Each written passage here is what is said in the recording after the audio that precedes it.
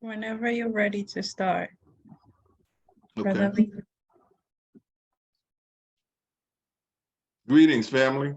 Peace and blessings. Shabbat shalom, hotep, assalamu alaikum to all my beloved Shalom, brothers and brother. sisters scattered throughout the four corners of the world. My name is Brother Leland, National Minister of Defense, the Line of Judah Armed Forces, under the leadership of National President, my brother, Nasir X.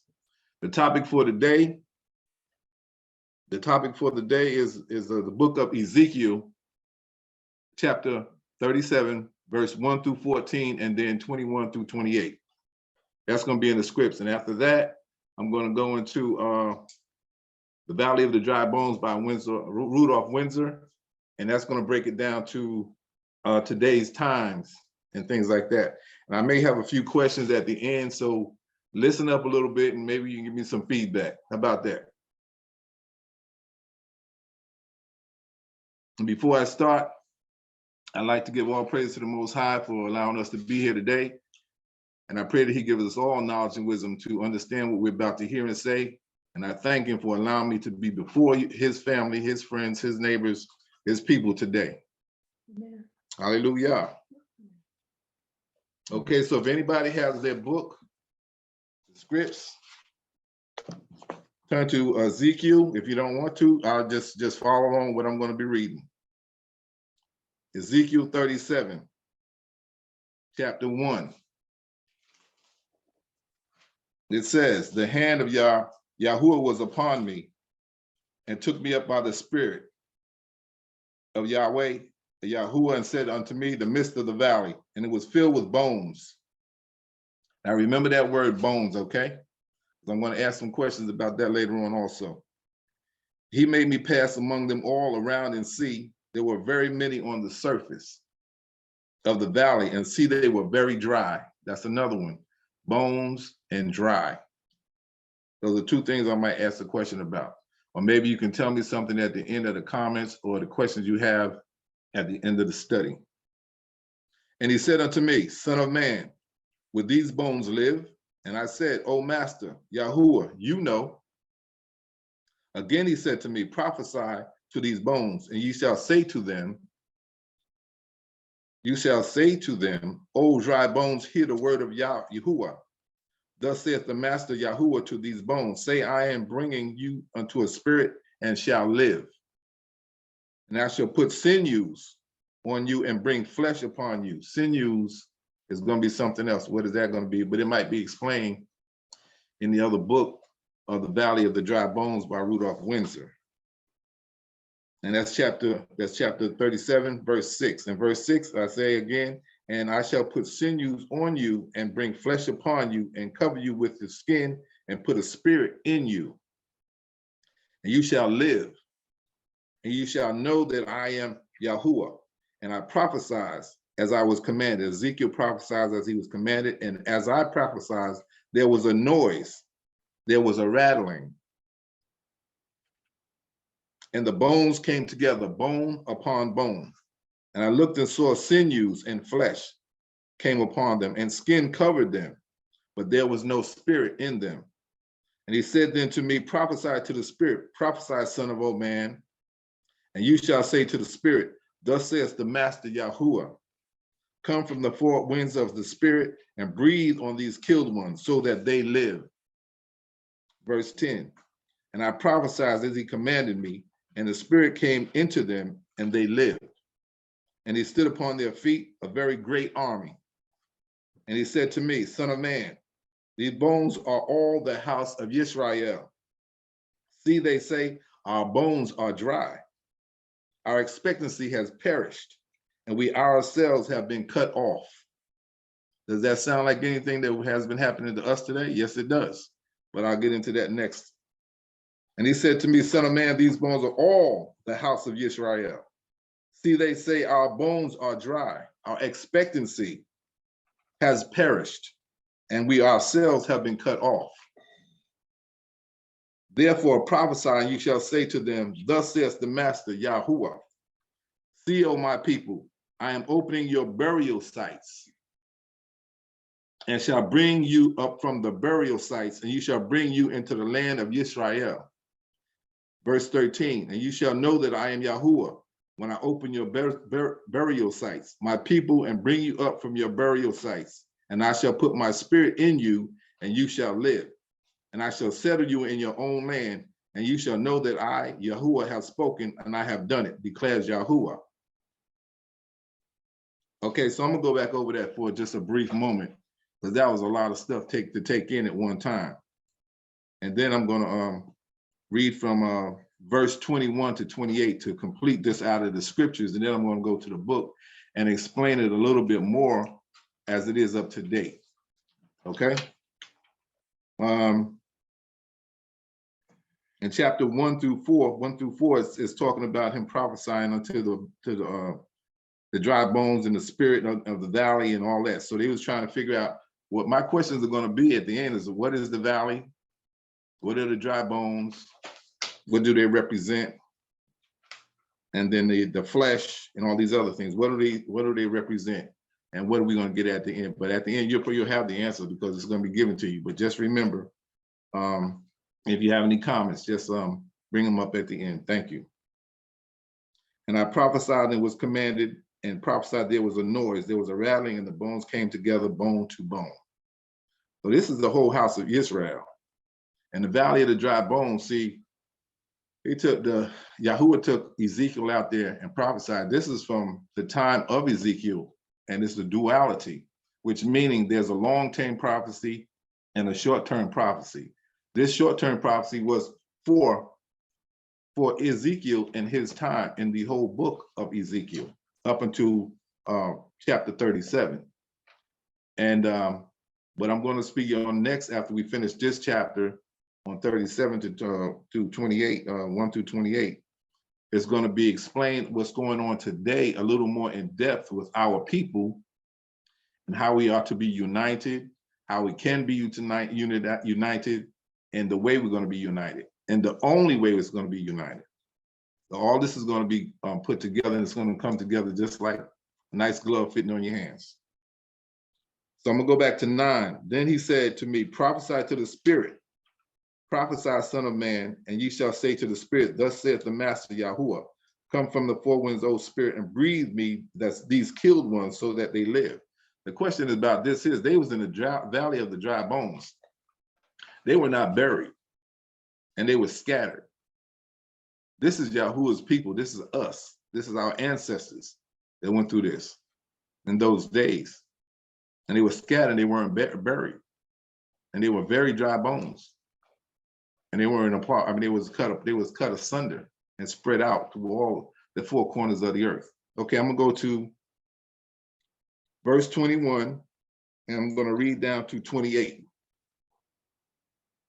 Verse 21. And I shall make them one nation in the land on the mountains of Israel, and one sovereign shall be sovereign over them. And let them no longer be two nations. Let them no longer be divided into two reigns. That means they had a northern part and a southern part of Africa. So this is what it's talking about right here. I skipped over a little bit more, but I'm gonna go into that in depth in another time. But these are putting the house of Israel, the whole house of Israel, back together again. This is the northern nation and the southern nation, but Judah was in the south and the other part was in the north. Israel was in the north. And they shall no longer defile themselves with their idols, nor their disgusting matters, nor with any of their transgressions, and I shall save them from all their dwelling places in which they have sinned. And I shall cleanse them, and they shall be my people, and I be their Elohim. That means mighty one. While Dawid, my servant, is sovereign over them, and they shall all have one shepherd and walk in my right rulings and guard my laws and shall do them. And they shall dwell in the land that I have given to Jacob, my servant, where your fathers dwelt, and they shall dwell in it, and their children and their children's children forever. And my servant Dawid being the prince forever. And I shall make a covenant of peace with them, an everlasting covenant. It is with them, and I shall place them and increase them, and shall place my set apart place in their midst forever. So that means Most High never gave up on us.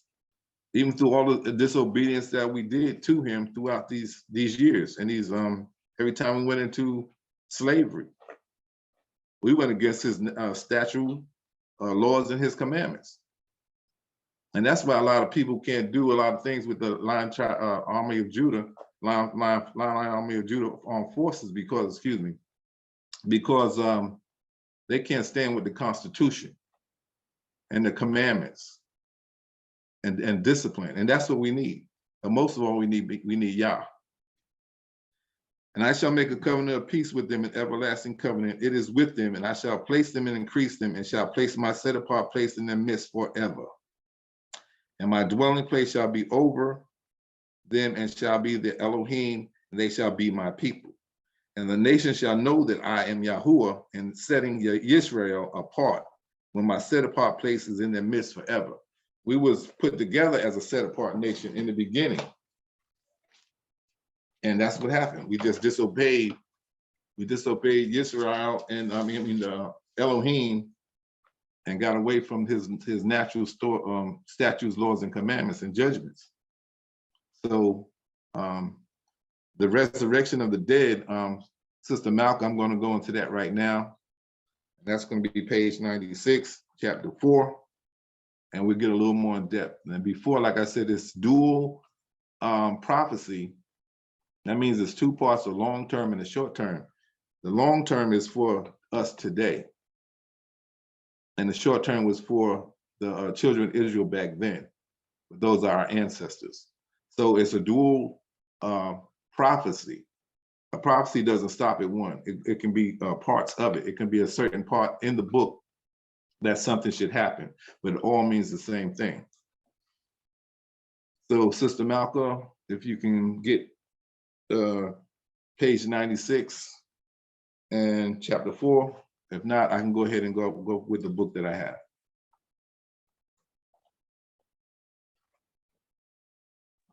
You mean the scripture, or should I pull up the PowerPoint? Yeah. Pull up the PowerPoint. Yeah, the book, the PDF. Okay. Sorry about that. The resurrection of the dead nation.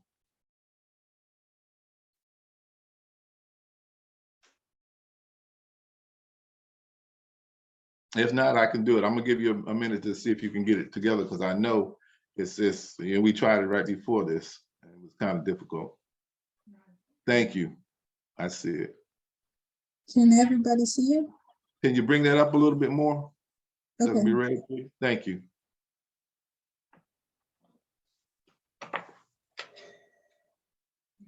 Think a little bit more than that. Yeah. What you have it on? Can you see it? No, not yet. Okay, I'll zoom in. I mean, I can see it, but it's still a little tiny. A little more. We're getting there. Let me turn the screen let me turn this to the side and see if I can get it that way. Okay, yeah. Just a little bit more.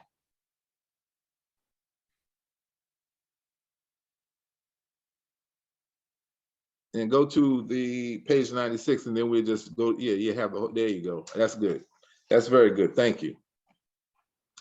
Okay, this is the resurrection of the dead. I'm gonna read this commentary, and then we're gonna go into it. It's gonna explain everything that I didn't explain in the beginning, and it's gonna give us much more information in depth when we go through this.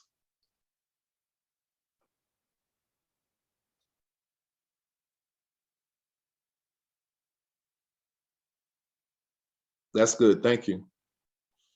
It says, some people have believed for many years the dry bones in the 37th chapter of Ezekiel refers to the resurrection of billions of dead people at the time of the coming of the Messiah. I believe that myself when I was in Christianity, that we were going to be resurrected that way and at that time. But that is not what I'm going to go ahead and finish reading the rest of it. But this says that couldn't be further from the truth. When we study the complete Bible in all the book of Ezekiel, we see that there is a clear proof that the dry bones refer only to an ancient race and their sons, and they do not refer to the actual found dead graves in this chapter. Let me turn it right for a minute. Let's see if I can get.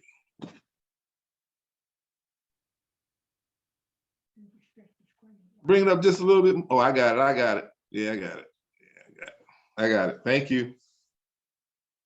Where was I at? Okay, in this chapter, you will find the logical meaning of the dry bones and historical and current facts to reveal the true meaning of Yahuwah. I'm gonna say Yahuwah. Somebody close the mic.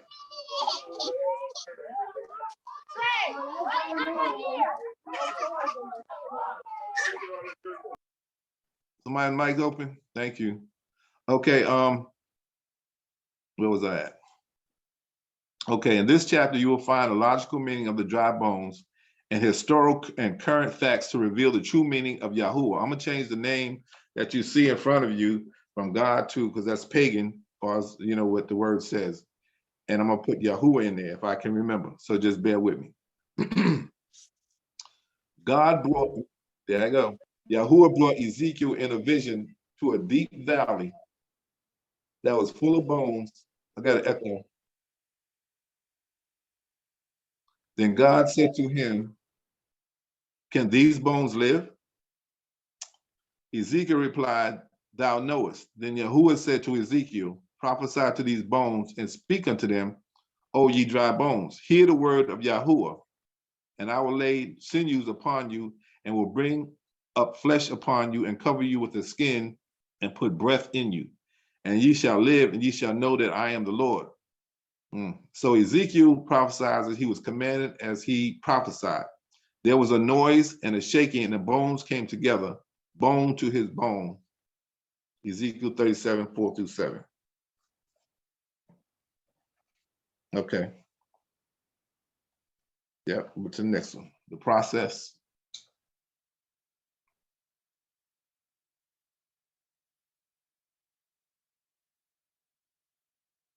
Okay, thank you. The process of the bones coming together forms skeletons. What does this mean? Listen up real good, because this is getting ready to get real serious in here, real good. The joining of the bones symbolizes the uniting and building of families. Did you hear what I said?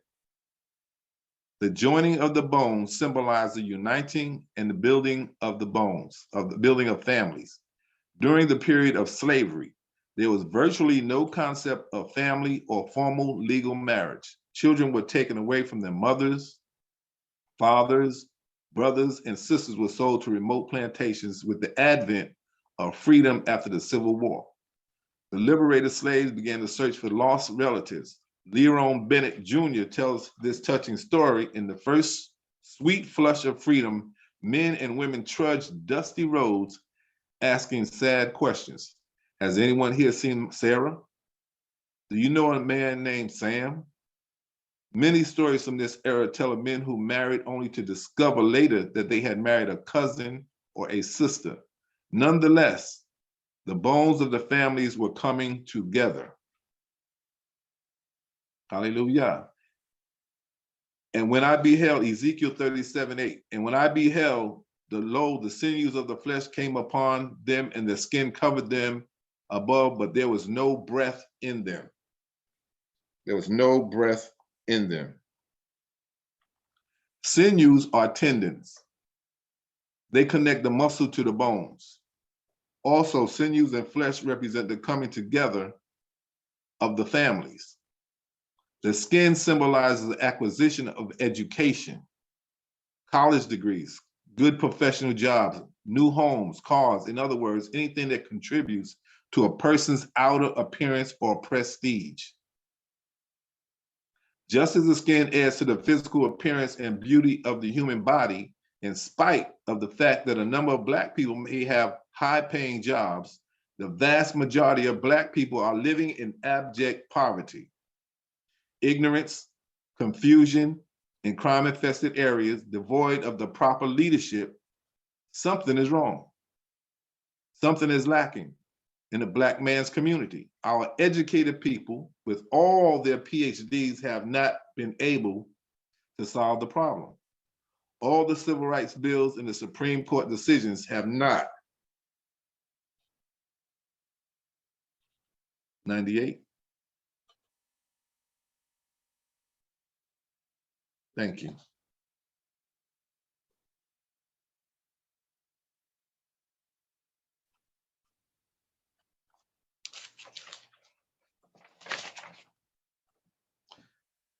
Integration has not been proven itself as a solution for our manifold problems.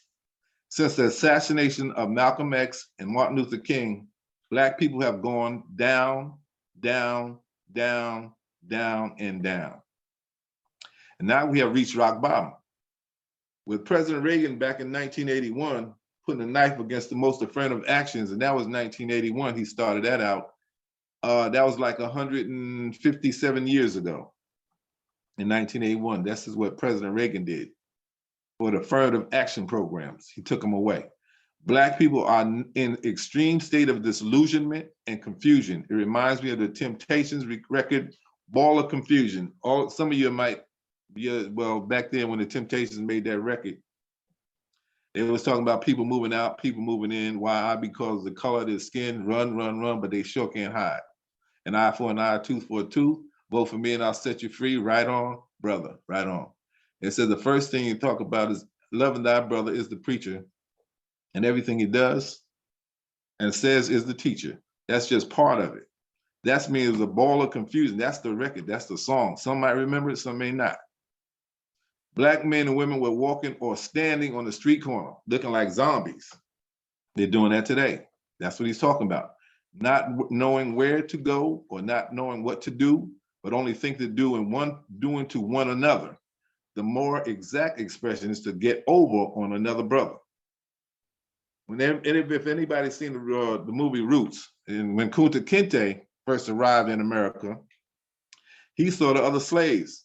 And since he just arrived, he said that all of them looked like zombies. The reason he said that is because he meant that they behaved as if they had been drugged. He said the old slaves did not have the original states of mind, just like he was a warrior. He was a warrior, and most of them were warriors. And he meant that they behaved as if they had been drugged. The old slaves did not have their original states of mind because they had been, you know what they had been through, beatings, all kinds of things, killings, castrations, all these things. So they were just like zombies. Kunta Kinte could detect the difference because he was a new young arrival. The Black man acts like a zombie under a deep sleep. Many of us are the living dead, without hope, without purpose, without guidance, and without a destiny. The prophet Ezekiel saw these living dead, the bones, the sinews, the flesh, and the skin together. Nevertheless, that's all they had at that time. They were likened to corpses in the valley. All they had was the bones. It seemed what they saw, what he saw in the valley was just the bones, the sinews, the flesh, and the skin. That's all he saw. The valley is America and any other nation that we were scattered, but it's basically America that he's talking about right now. All of these bodies that Ezekiel saw had no life. Why? And the Black man in America has no life.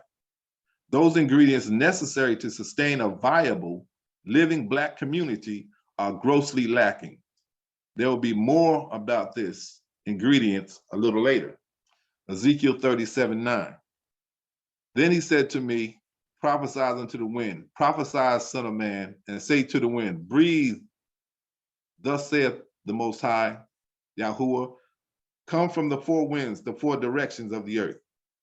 Oh, breathe and breathe upon these slain that may live.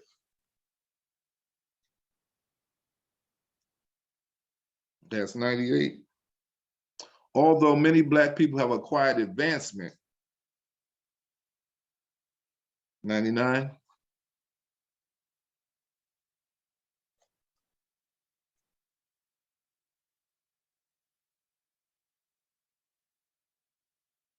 acquired advancement into the mainstream of the American society. Nevertheless,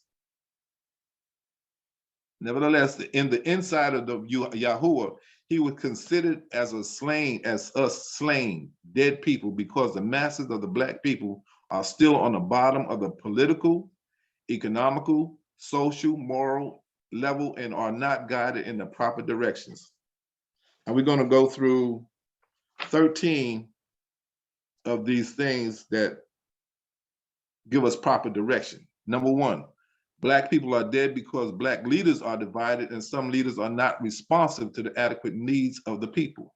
Number two, Black people are dead because the police can sometimes murder a Black man handcuffed behind his back and the police will be set free. Zechariah 11:5, it says, whose possessors slay them and hold them not accountable. So you've seen all these killings where all these police killed people, but they weren't held accountable. That's in Zechariah 11:5.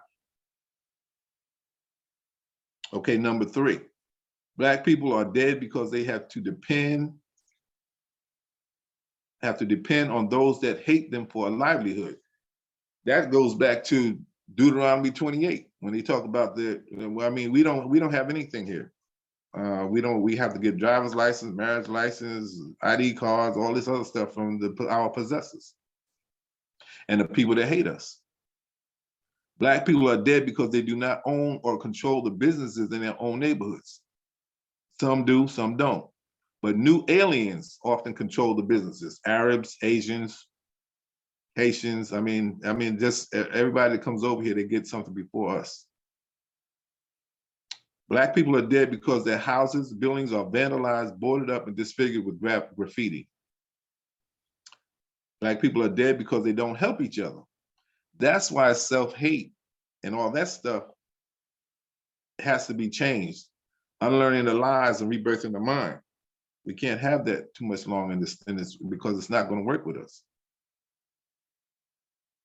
Black people are dead because the behavior of students is terrible and the educational level is in a sorrowful state. Number 8, people are dead because disunity, mistrust, and disrespect exists between Black males and females. Disunity, I just spoke about that a few minutes ago. If you have self-hate, you can't love nobody else. So you have to learn to love yourself first and then love somebody else. Then the disunity will become unity. Mistrust, we can't trust nobody. And this is all in the slave mind and mentality. We are off the shackles of the real shackles. Now we are mentally shackled. Black people are dead because unemployment rate is the highest in the nation and a qualified Black female can get a job quicker than a qualified Black male.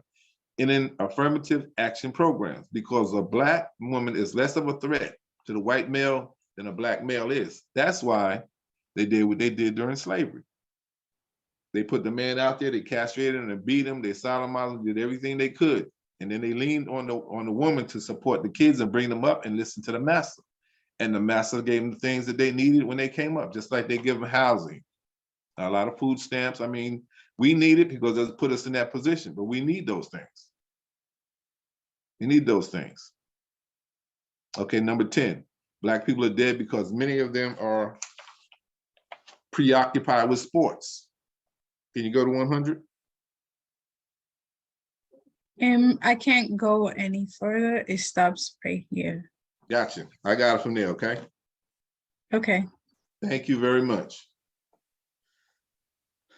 Preoccupied with sports, dancing, and music, and carrying loud radios. That was back in the days as a big old large suitcase. This book was made a long time ago, but it's still up for today's times. With them big boxes that people used to bring on their shoulders back in the days. A lot of you probably don't remember, but I do. These radios were so loud that the Martians, they said, could hear them from the remote red planet. That's crazy. Black people are dead because so many of them lie to each other perpetually, well knowing that they have no intentions of fulfilling their promise in the first place. Some of us might have been in those positions, so we know how that goes. I know we can attest to some of these things that I read out of 13, out of 11 so far. Black people are socially dead because most will not accept the word of another black man unless that word is confirmed, and I know this for a fact, by the white power structure. But a Jim Jones from California was able to take 900 black people to their death, all in the name of religion and integration.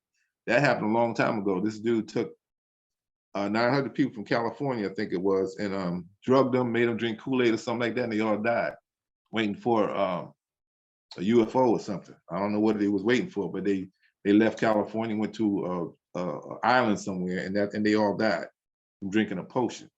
But I was a white man that did that. And a lot of our people today listen to white people more than they do to black. And these are the ones that's totally against us. I mean, we have black against us also, but they don't hold any power. So the main thing is the power. And that's what most of the sisters did. They put them in that position so they could do it. They put us in jail. They beat us. They put us behind the woman. They made the woman the head. And that's not biblical. Okay, black people are dead because it's 13, because the crime in black community is the highest in the nation in proportion to the population. Most of this crime, which eats like a malignant cancer, destroying the foundation of our community, is committed by blacks against blacks. We know that. We know that, and we have to do something about that. And we're getting into that, and we're going to do it. And the Line of Judah Armed Forces is definitely in the right place to do the right thing, because we have a constitution, we have a code of conduct, and most people that don't want to do or live by a code of conduct or the Most High's laws, statutes, and judgments, they want to do their own thing. They want to be carnal nature. That's what's going to happen. And this is where they're going to continue to be. I don't want to be there. I don't know about you, but I don't want to be there. I want to listen to the Most High, or some kind of a power that you believe in. Because if you don't believe in anything, you're only going under your carnal nature. Okay, we're going to absolutely blacks are socially and mentally dead for all of the aforementioned reasons. Considering the fact of individual advancement of some blacks in the deplorable conditions that prevail in the black community today, this is a contradiction. Every day we hear and read about the ways other ethnic groups built their social institutions around their cultural heritage. But something is wrong when black institutions have not arrived at the conclusion of the African cultural heritage is a necessary element for the development of healthy, breathing black community. I'm gonna read Ezekiel 37:10. So I prophesied, he commanded me, and the breath into them, and he breathed, came into them, and they lived and stood up on their feet as an exceedingly great army. Okay, I was talking about the bones, the sinew, the skin. They didn't have the breath of life. The breath of life is the Ruach HaKodesh. What does this breath symbolize? This is for today. We have learned that the bones, sinews, and flesh represent the unification of dispersed families. We just talked about that. After the emancipation from slavery, and the skin represents the attaining of a higher position in all of the areas of American life, with the assistance of the federal laws. Nevertheless, this did not solve the gross chronic social problem as experienced and suffered by the masses of Black people. Question is why? Because the most important element was lacking the breath, the Ruach HaKodesh.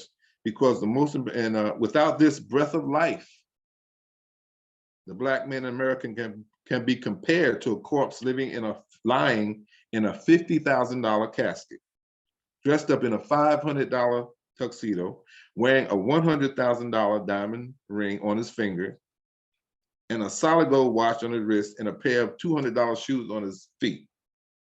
The appearance, now all that's going to say something about what I just read.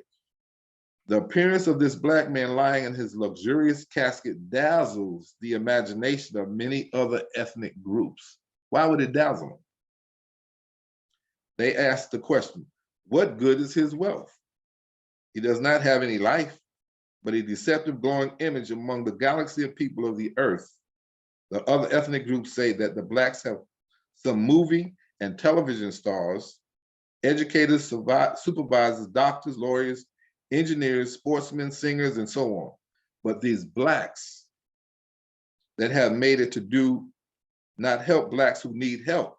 They let the masses of the blacks linger in the cesspool of ignorance, unemployment, filth, and crime.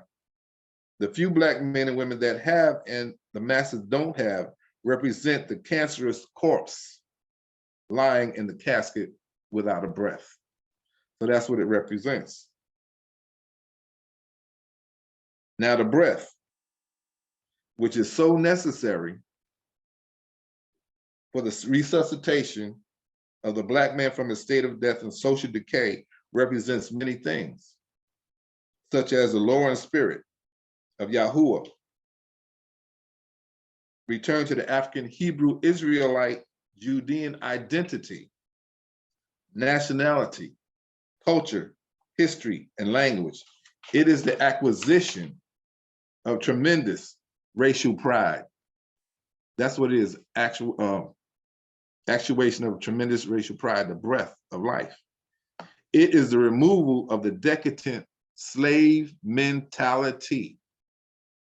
The breath of Yahuwah, or from the Ruach HaKodesh, it is the removal of the decadent slave mentality. Let that sink in for a minute. It is Black nationalism. It is the utilization of this African Hebrew Israelite culture to acquire stupendous economical power to help solve the increasing unemployment problem. What's going to help us, people, family? The Most High, the Ruach HaKodesh. One of my prayers is stand on the promises of Yahuwah. Take Yeshua HaMashiach at his word through the Ruach HaKodesh. That's one of my prayers, to stand on the promises of Yahuwah and take Yahusha HaMashiach at his word, because he came in the name of his Father, through the Ruach HaKodesh. That's the answer. If anybody wants to know what the answer is, the unity, that's the answer. Now you can take it or leave it. And most of the people have left it. So while we're sitting here on this Shabbat, I hope we're really thinking deeply about, our lives and who's leading us, or where, or if anything is leading us, and where do we want to go? Okay. I forgot what I was going to say. Bring up life in her. Moreover, every other nationality is using that black man in his own home and community. We all know that. Like I said a few minutes ago, people come in, the Asians, the Arabs, and all these other people, Mexicans, and they get jobs, they get houses, they get cars, all of these things, and we're not getting anything. But this isn't a natural. This isn't a carnal fight. This is a spiritual battle in wicked places. That's right. It's a spiritual battle. Those that are responsible for destroying black people will not save black people. So I'm gonna say that again. Those that are responsible for destroying black people will not save black people, nor will the solutions work, which the blacks learn from the oppressor. Some blacks learn from the oppressor. We all need to learn, but we have to unlearn the lies and rebirth the mind. That's what we have to do. At the time that this was written, it reached the year, I was talking about that again, 1981, that was like 157 years ago, since slavery was passed and liberation from physical slavery. They still don't receive justice in the courts.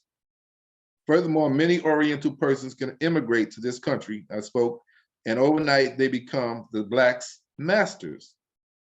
Blacks have been here so long, it seems that they just can't get themselves together to accomplish anything for the masses. And what I just read was they just can't get themselves together. We can't do it by ourselves. We can't. It's been proven over and over again. Every conceivable method has been tried, but one And that is the solution of the Most High. The emergency of the state of affairs in the Black community and the world requires corrective and effective solutions. The solutions that are rendered in this, and that is rendered in this book, are not predicated on European or Western reviews. However, they are founded on Afro-Asian Hebrew Israelite interpretations.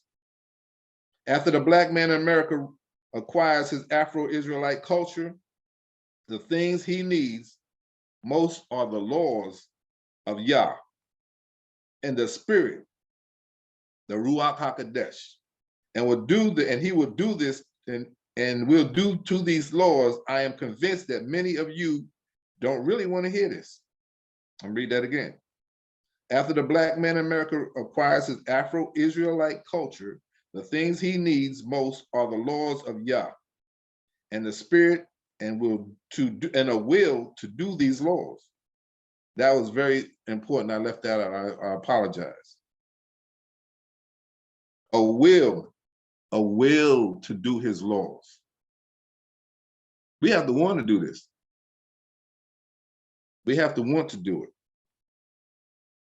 But it says, one more time, after the Black man in America acquires his Afro-Israelite culture, the things he needs most are the laws of Yah and the spirit and will to do these laws. I am convinced, that many of you, like I said, don't want to hear this, maybe, but the laws of the Most High Yah is the only things that will save the Black man and even the whole world from complete destruction. Now, the breath that the prophet Ezekiel talked about is nothing but the spirit of Yahuwah. Listen to what the universal creative force said to the Israelites, Black people in America. He says, a new heart. How many wants a new heart? Also will I give you, and a new spirit. How many of you want a new spirit? Will I put within you, and I will take away the stony heart that many of us have out of your flesh, and I will give you a heart of flesh. I will put my spirit within you and cause you to walk in my statutes. How many want that? I want it. Hallelujah. And cause you to walk in my statutes, and you shall keep my ordinances and do them. That's Ezekiel 36:26.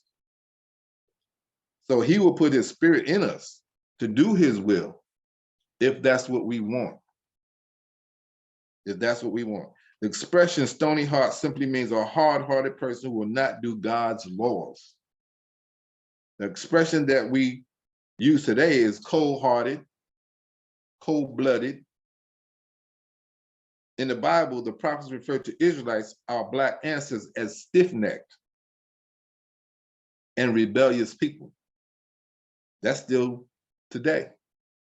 A people with stony hearts who would not show mercy to a senior citizen or anyone else, but would knock them down in the streets and take their money. On the other hand, the Creator Yahuwah said he would give his people a heart of flesh, a new heart, and a new spirit. The breath of life that enters the dry bones or the dead Black people in America is the new spirit. The breath of life that enters the dried bones or the dead Black people in America is the new spirit, the Ruach HaKodesh, or good spirit, as opposed to the evil spirit.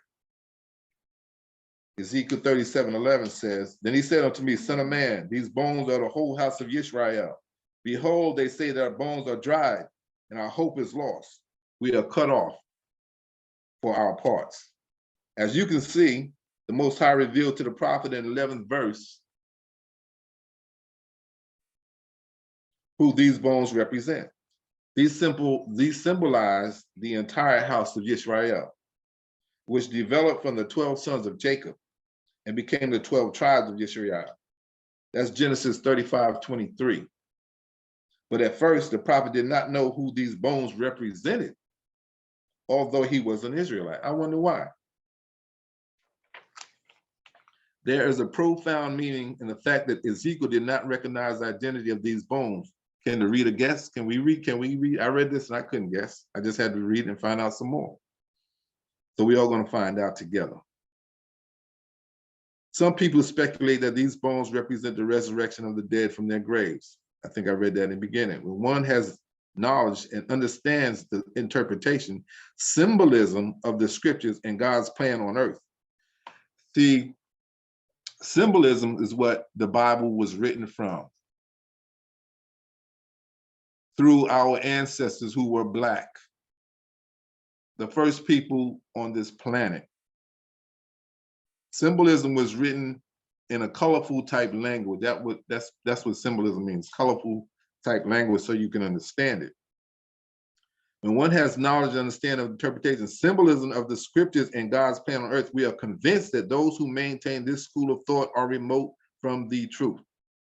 The prophet Ezekiel did not see dead bodies or skeletons in a burial grave or cemetery, because those bodies were buried. These were scattered. As we know them, he saw various bones disconnected and scattered over the surface of the valley. The valley is what? The nations. The prophet spoke in symbolic language many times.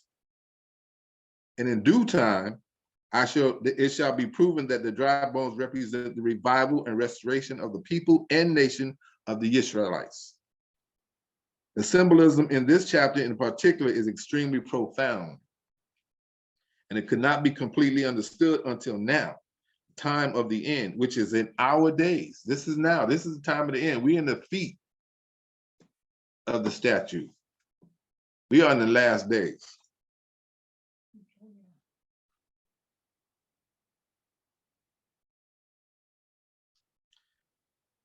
Daniel, the holy man of Yahuwah, said, and I heard, but I understood not. Then said I, O my Yahuwah, what shall be the end of these things, these events? And he said, go thy way, Daniel. This means don't ask any more questions, for the words are closed up and sealed to the time of the end. That's Daniel 12, 8 through 9. That was the book he was telling Daniel to seal up. Seal it up. And he said, don't ask any more questions. This is it for now.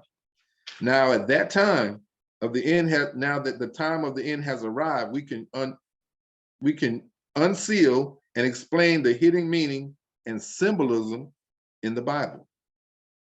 Oh, my people, first of all, let us remember that the Creator Yahuwah carried Ezekiel down into a valley that was full of dry bones. Take notice that the bones were not located on the top of a hill, but in a valley. Back in those ancient times, they was buried on a hilltop. It was not in a valley. This fact indicates the depth or lowliness to which the Israelites would be reduced, from the hilltop to the valleys, from the head to the tail. That's the depth of lowness to which the Israelites was reduced until today. Generally, when men established cemeteries on high ground, not in valleys, the prophet walked among these bones and analyzed them in great detail. He saw that they were not even skeletons, but dried, disconnected, unidentifiable bones dispersed over the surface of the valley throughout the four corners of the earth. The bones have become subjected to all kinds of unimaginative and horrible conditions and became dried over an exceedingly long period of time. When Yahuwah asked Ezekiel, can these bones live, these people? He answered, thou knowest. Let us analyze the answer of Ezekiel and study its implications. The prophet was actually saying, I don't think these dried bones can live. But there is nothing impossible with you, Yahuwah. Thou knowest not I.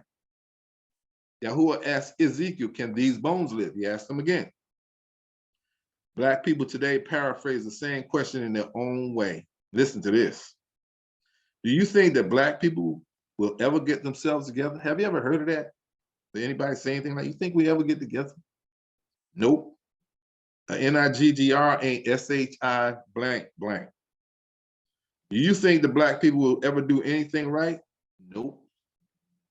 I don't know what is wrong with your people. What do you mean, your people? They're not my people. So now people, black people are saying they ain't my people. That's crazy. But yo, such and such people.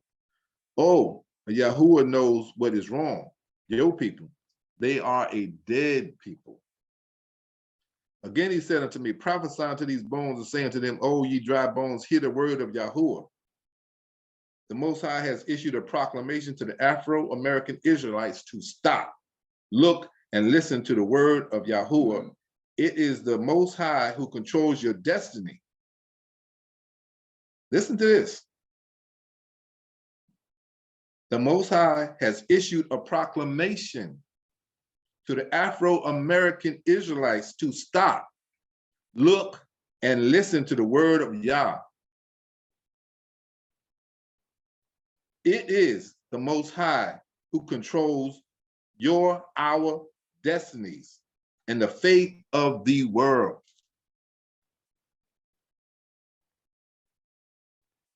That's deep. Whether you want to realize it or not, I know that many of you don't want to hear anything about Yahuwah or your ancestors did not listen to the prophets of old. They were not inclined their ears to hear. So I know you're not going to want to listen to me. This is Jeremiah 44, 1-5. Many of you don't want to change your evil ways or your lifestyles. You don't want to change evil. The forces of good must unite to fight the forces of evil. How are we going to do that? Or else the world or our community will not be safe for anybody. The black man and woman in America are commanded by Yahuwah to hear the word of Elohim. O ye dry bones, will you listen? This is the first step to take in order to save our neighborhood from social decay. Or are you so busy or addicted to the sound of music or to the television shows or with like Good Times, Having a Good Time, or Fantasy Island? These are some old ones. Yes, you're living in a world of fantasy. So don't be surprised one day when you return home to find out you're missing all your furniture. Set your priorities in order and hear the word of the Most High. Oh, dry bones, the Creator cannot help us until we listen. He can't help us until we listen, people, family. Can't help us. A black man said to me this is what it was quoted, a quote. A black man said to me last year, how can you make the assertion that we are Israelites when we don't possess any records or traditions of being the children of Israel? The man's retort was, his answer was to him was like this. If the prophet Ezekiel was also a priest and a living Israelite at that time of his vision and could not recognize the identity of the dead, dried bones scattered in the valley, how can you expect the dead bones of black people to know their own identity? The dead cannot lead the dead. We have to be awakened by the Ruach HaKodesh. They have to. Just as the identity of the bones had to be revealed to the prophet, the Creator, Most High, had made known to me and other Israelites the true identity of the black man in America. Again, the fact that Ezekiel did not recognize the dry bones means that most people in the world not able to recognize the identity of the Black Americans, not even the white Jews. So don't be surprised one bit if a white Jew says that Black Americans are not Israelites. For the most part, white Jews are converts to the Jewish religion in the first place. So we're going to stop there at, and I'm going to go to I'm going to read one more page and I'm going to go to another section. It says this, Ezekiel 37:12 says, therefore prophesy and saying to them, thus says the Most High, behold my people, I will open your graves and cause you to come up out of your graves and bring you unto the land of Israel.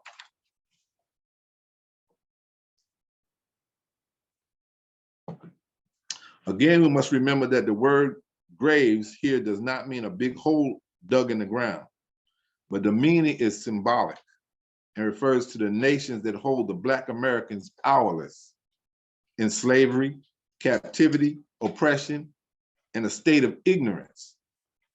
How do we know this?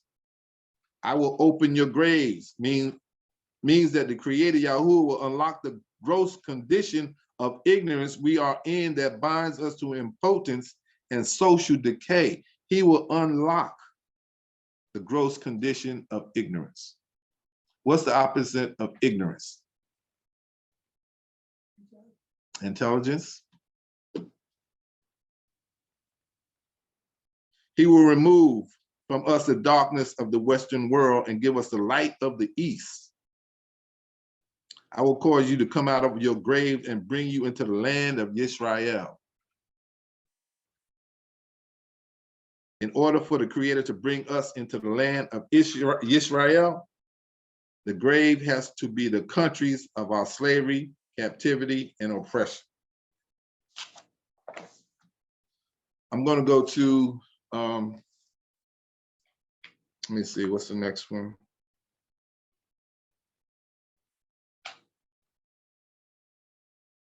Duality. No, I'm just bear with me for a minute. 106, I think that's what I'm looking for. Maybe not 106, 40. Oh, I know it's that. Bear with me, I'll be right with you.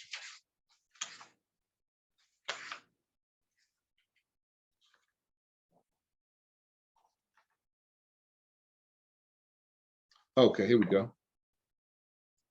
Yeah. I'm gonna go to page 90.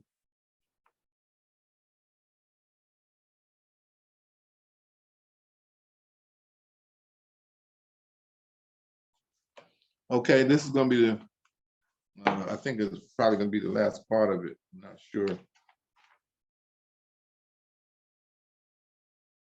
Okay, yes. How do we get unity and power? That's gonna be the question. A lot of people always talk about unity and we gotta unite, we gotta unite, we gotta unite, we gotta unite. But what is the solution? What is the solution for unity?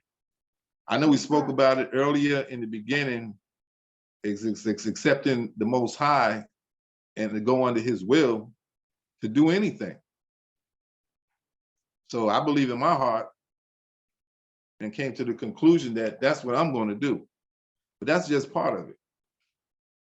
Question is, how do we get unity and power?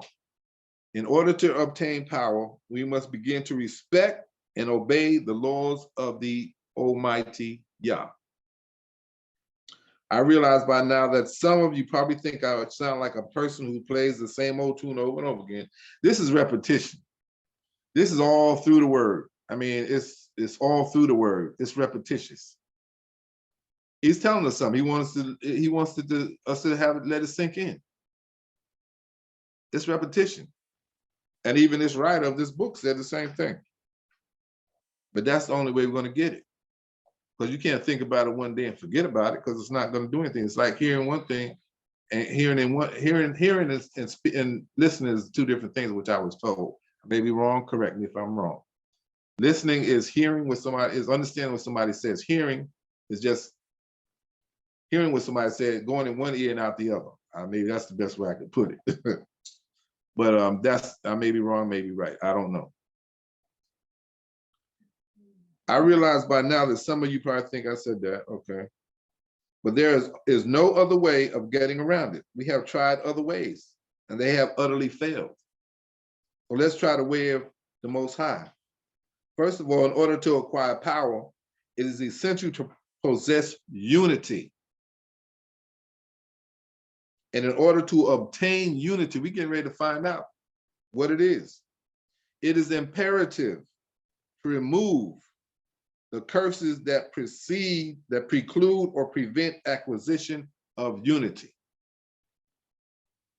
We just read a few things about that, but we're going to read a few more. We're going to read a few more. I got to find that too.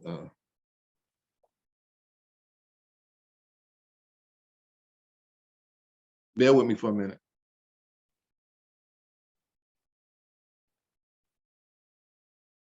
I'm gonna go back to the end of that for what a second trial. verse. First of all, in order to acquire power, it is essential to possess unity. And in order to obtain unity, it is imperative to remove the curses that preclude or prevent the acquisition of unity. Unlearn the lies, rebirth the mind.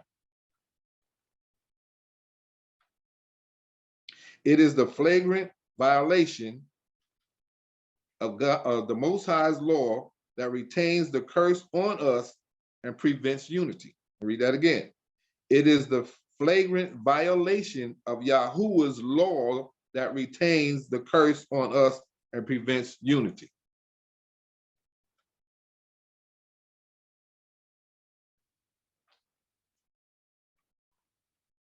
Let me see. I hope everybody got that. I think you did. It is the flagrant violation of God's law that retains the curse on us and prevents unity. And that law is as follows. Thou shalt love thy neighbor as thyself. We're going to learn something today about who thy neighbor is also, if you already don't know. But it's coming up.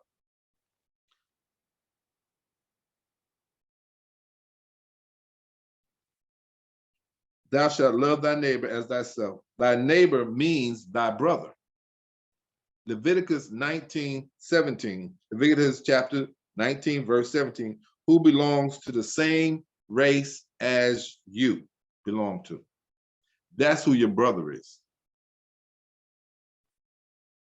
Thou shalt love thy neighbor as thyself. Thy neighbor means thy brother. That's what it means. Who belongs to the same race as you. This is something when I read, I understood it a little bit, but I got a little more solid information and understanding when I did read this. And it's true. Also, the Almighty instructed us to love the stranger, a member of another race. Leviticus 19:33 and 34. However, listen to this. We are instructed to love our own race first. And since we don't have a video, I have something I'm going to read from Malcolm X. It's going to line up with what I wrote down. This is about unity. Malcolm X said this. He was in Muslim mosque in March 12, 1964. He said, Muslim mosque will remain wide open for ideas and financial aid from all quarters. Whites can help us, but they can't join us. There can be no black-white unity until there is first some black unity. There can be no workers' solidarity until there is first some racial solidarity. We cannot think of uniting with others until we have first united amongst ourselves. We cannot think of being acceptable to others until we have first proven acceptable to ourselves. That was Malcolm X. We need unity. And if we talk about anything else, it's not going to happen. And we don't need a whole bunch of people. We just need like-minded people that want the same thing. That's all we need. And we will get it by the blessings of the Most High Yah. Hallelujah. Okay. It says charity begins at home. Love thy neighbor as thyself. In essence, this means after you have loved and done for thyself, then love and do for thy other neighbor. This is what Malcolm X just said. He just said it. We can't have it unless we love ourselves and do for ourselves. We can't add somebody else into what we are trying to do. It's not gonna work. But we always find out they always try to place themselves in the middle of what we're trying to do to disrupt what we are doing. We got to stop that. We got to stop this madness between self-hate. We got to love ourselves and then love our brothers. But we have to love ourselves first. In view of this, many Black people have the whole thing backward. They love first other races instead of themselves. That's true. They will many times recognize and greet other races before their own kind. That's true. They will believe and trust another race before they trust their own. That's true. The way Black people behave is like putting the cart before the horse. If anybody ever heard that before, as if they expected the cart to lead the horse, and you know that can't happen. This is the reason that the Blacks have not attained good result, power, unity, and so forth during captivity in America. Their minds are in captivity. They're still in chains.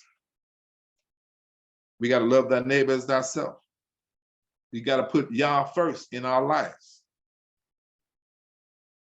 That's what we have to do. We can't go on one accord, a carnal nature. That's the flesh. That's the flesh. And it's a constant battle between the spirit and the flesh. But you can't let the carnal nature win. The spiritual nature and the spirit of Ruach HaKodesh has to win. With this kind of attitude prevailing among Blacks, can you say that they love each other? No, you can't. Since they don't love each other and can't stand to be around each other, then I ask you, with these negative attitudes, how can they come together in unity? They can't. With a negative attitude, you cannot do anything. More than, I mean, not even just as far as unity, that's totally out. Because they have violated one of the main laws of Yah. Thou shalt love thy neighbor as thyself. As a result of this violation, the curse and punishment remains with Blacks, and they are just as divided now as freemen as were divided unto slavery a long time ago, but not long, maybe 100 some odd years ago. Here's a list of some of the laws of the Almighty Creator which we violate that are essential for the maintenance and orderly society or community or acquisition of unity. We have to obey these in order to get unity. We have to obey them. I'm going to read a few of them. I'm going to read 24. And I think this week we're going to, yeah, it's more than 20, no, it's 24. I think I can read those. I don't think that would be too much to do.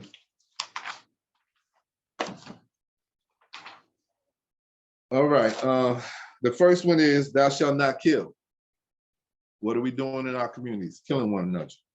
Thou shalt not steal. What are we doing? Stealing the lives, killing from, and doing things to one another. Exodus 20:15 and Exodus 20:13. Thou shalt not commit adultery, doing that. Exodus 20:14. Thou shalt not bear false witness, perjury, lie on somebody. Exodus 20:16. Thou shalt not covet, want thy neighbor's goods or wife. Exodus 20:17. Honor thy father and thy mother. Exodus 20:12. We don't do that. Look at these people. I mean, it's sad. It's just so sad what we're going through. And we have the solution and we just don't want it. Some people do, but not everybody. But without that, without the Ruach and the laws and commandments, statutes of the Most High, we're not going to get any of it. Thou shalt have no other gods before me. That's a little g. Exodus 23. And he that smiteth, beat his father or his mother, shall surely be put to death. Exodus 21:15. And he that curses his father or his mother shall be put to death. Exodus 21:17. There's a lot of these killings going on right now. Thou shalt neither vex a stranger nor oppress him, for ye children of the Israelites were strangers in the land of Egypt, Africa. So we shouldn't vex a stranger, but we have to love ourselves first before we have to love ourselves, then our neighbors, then others, in that order. If thou lend money to any of my people that is poor by thee, thou shalt not be to him as a usurer, neither shalt thou lay usury interest on that person. Ye shall not therefore oppress one another or get over on another. Leviticus 25:17. Ye shall not steal, neither deal falsely, nor lie to one another. We do that all the time. Thou shalt defraud thy neighbor, neither rob him. Thou shalt not go up and down as a talebearer among the people, spreading lies. Leviticus 19:16. If a man also lie with mankind as he lied with a woman, both of them have committed an abomination. That's abomination. woman and woman, man and man. Most High to make it like that. That's abomination. And if a man lie with a beast, he shall surely be put to death, and he shall slay the beast. People do that too. Our people. And if a man, let me see, and if a woman reproach unto any but beast and lie down there too, thou shalt kill the woman and the beast. They do that too. Leviticus 20:16. And this one, thou shalt not avenge nor bear any grudge against the children of thy people, but thou shalt love thy neighbor as thyself. Leviticus 19:18. Do not prostitute thy daughter to cause her to be a whore. Leviticus 19:29. Ye shall do no unrighteous in judgment in meat yard, in weight, or any measure scale. So that's unrighteous. That's in weighing different things when you go to the market and you put your finger on it and you charge extra money or whatever. Just balance, just weight, just shall ye have. Just balance, just weight shall ye have. Leviticus 19:36. That's what I was saying. It's a balance on the weight.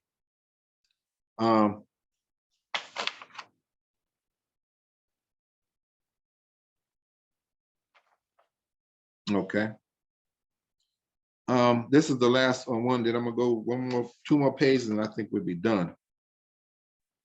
I know I started off kind of not so good, but I pray that the Most High, I pray that the Most High, and I thank the Most High for being with me to actually get through this and put it down like I want to, not like I really want to, but He worked it out for us. Anyway, there are two ways to hate thy brother: when you believe that he did something wrong or behaved in a way or detest. Two, because you hate yourself. In other words, you hate him and yourself because the skin is black and you have the notion that black people are racially inferior. These are two ways they say that you hate your brother. And he did something wrong, you believe he did something wrong and behaved in a detest manner, or because you hate yourself. In other words, you hate him and yourself because the skin is black. You have the notion that black people are racially inferior. This kind of hatred is referred to as self-hatred. We got to stop that, family. Self-hatred results by lacking the knowledge of the greatness of our ancestors. That's deep. This kind of hatred refers to as self-hatred. And it results by lack of knowledge of the greatness of our ancestors and how great we can be, and the contribution that they rendered for the advancement of the world's civilization and the betterment of mankind. These are what our ancestors did. We have to understand these things. We are powerful people. We are sons and daughters of the Most High Yah. Hallelujah. You can read about the great exploits of Black people by reading the first book that he made, and it was called From Babylon to Timbuktu. I have that book also. That's a good book. It goes way back into history and how everything came about. It goes right along with the scripts, ancient scriptures. It goes right along with it. This man did his homework. Some of us don't know our great history because our oppressors deprived us of it. They distorted our history. We all know that. Deliberately and systematically. A lot of us, I think, are just grasping those things right now, but it is systematically, and I see that so clear, very clear, and deliberately. I see that so clear. They're doing it every day, and their time is coming to an end. And our time, they're going to be the tail, and we're going to be the head. Right now, we're the tail, and they're the head, but their time is very short. Hallelujah. And misinterpreted our history, flavored it with race prejudice in order to leave us with an inferiority complex. One story out of many that I heard when this guy said, one story he heard when he was a boy was that Africans swung from the trees like monkeys. But check this out. But in reality, the only people whom I've ever swinging through trees were Tarzan and Jane. If you remember that. Yelling like mad people, as we can see. This kind of self-hatred is derived from not having a racial pride and knowledge of our history. We must learn our history, people. The Almighty Creator directed us to love our brothers and our sisters. Now it is logical to conclude that what he wants us to love ourselves, because he said, love thy neighbor as thyself. Indirectly, he is saying, love thyself, and anyone who does not love himself violates God's laws. That's deep. Because he said, yeah, love thy neighbor as thyself. Indirectly, he is saying, love thyself, and anyone who does not love himself violates God's laws. People, we got to learn how to love ourselves so we can love one another. He wants us to be happy with ourselves, but not be egotistical. If an individual doesn't love himself or his race, how in the world can he work together for his community or humanity? Therefore, you won't have unity. You can't have community if you don't have unity, because that's in the word. This is the basic reason. The Black race in America finds it an unsurmountable problems to muster concerted effort to accomplish our objective. As a consequence, we are impotent and incapable in acquiring real social, economic, political power. For example, if we have had unity, organization, and power, the Black people in Miami would not have to succumb to the final resort of rampant violence to release and demonstrate their rage against repetitive injustice. So I'm gonna sum it up, and it's not long. Some of you might ask the question, couldn't some of these curses apply to other races? Yes, they could. But that goes into something else. The main thing here is what I want you to remember, would like for you to remember, is how to get the unity and the power. And that is through the Most High, our Creator. By loving thy neighbor means loving thy brother. And Malcolm put it just as plain and simple as he could put it. And I'm going to go back to that one more time, and I think we'll close out.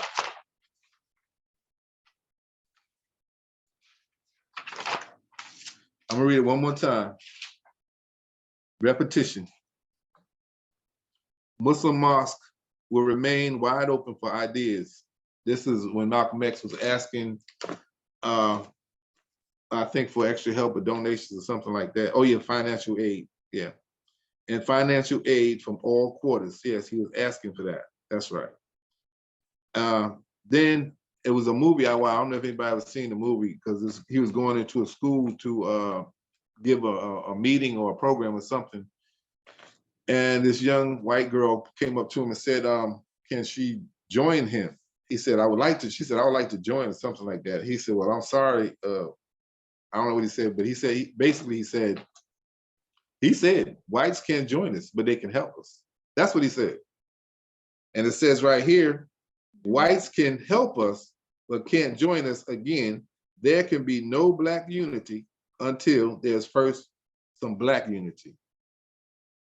Family, we got to remember this, and we got to pray the Most High gives us this knowledge He's given us to us today, but we have to institute it in our minds.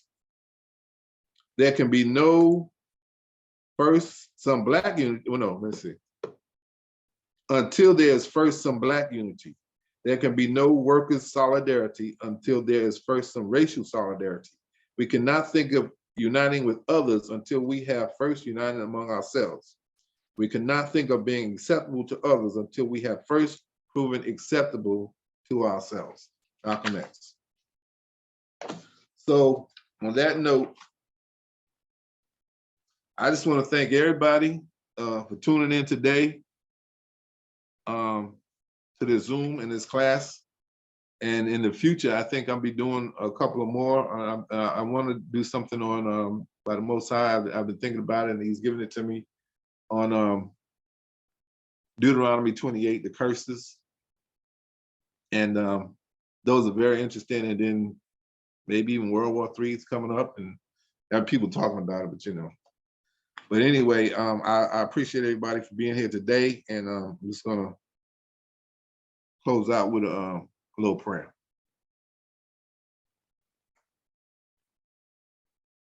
Abba, Father, I just want to thank you for this opportunity to come before your people today and to give them what you've given me.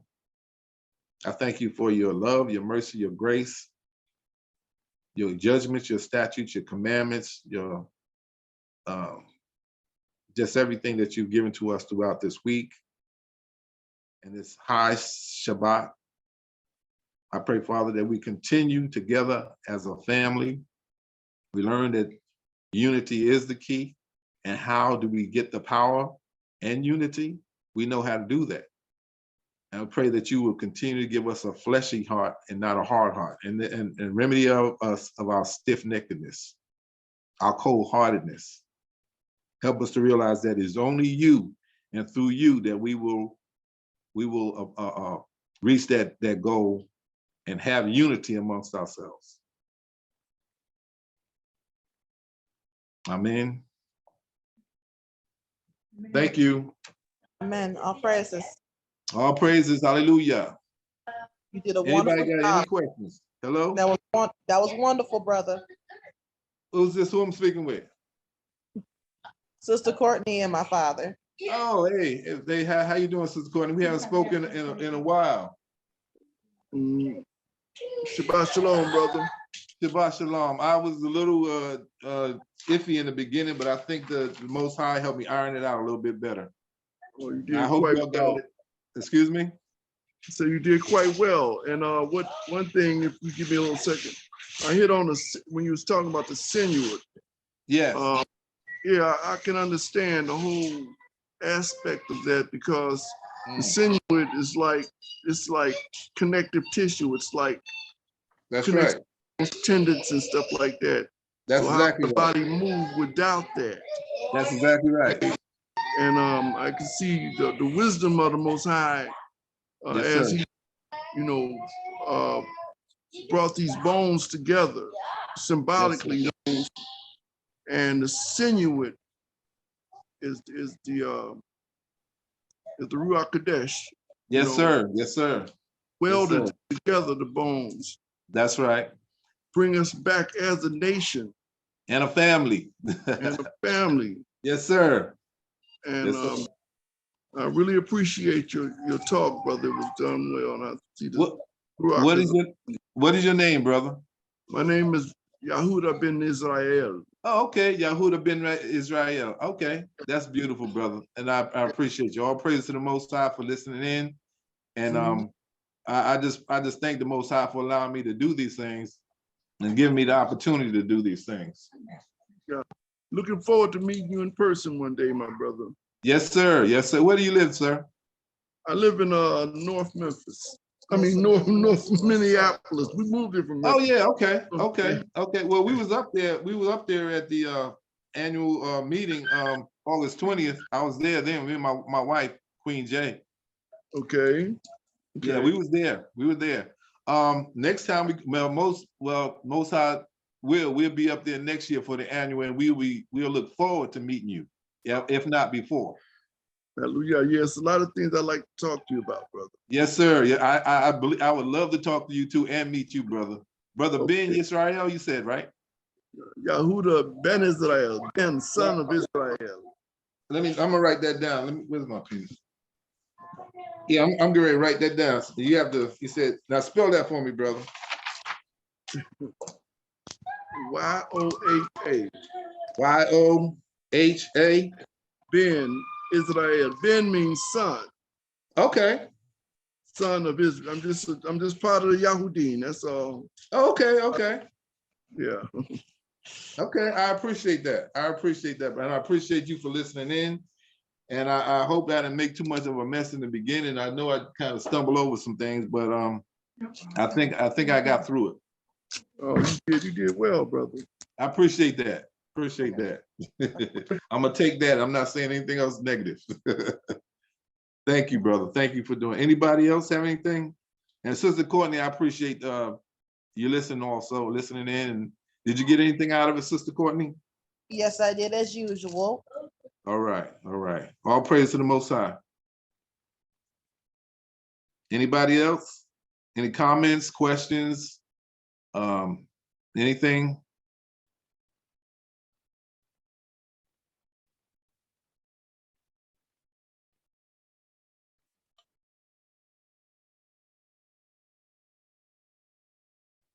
Okay, well, maybe we'll just end it for now. But I really count it a joy and a privilege and an honor to come before y'all's people and give to them what he's given to me. And I'm gonna pray that I continue to do the same thing from now till I leave this earth. And may the Most High bless everybody that's in this Zoom, in your families, going and coming out, going and coming in. I pray that he just continues to bless you, place of hedge of protection around you, keep you from all hurt, harm, and danger as you go out and come in. Until we meet again. Hallelujah. Brother Shalom. Leland, I'm about to play a music before we close out. Okay, thank you, Sister Malcolm. You're welcome. Appreciate you too. Appreciate everybody for being here. Well, we got some nice music to listen to in a few minutes as we close out then. So while that's happening, if anybody has any comments, the floor is open. If not, we can, next time we meet, we can have some questions written down. We can do it then. As I plan to be sitting before y'all's people again.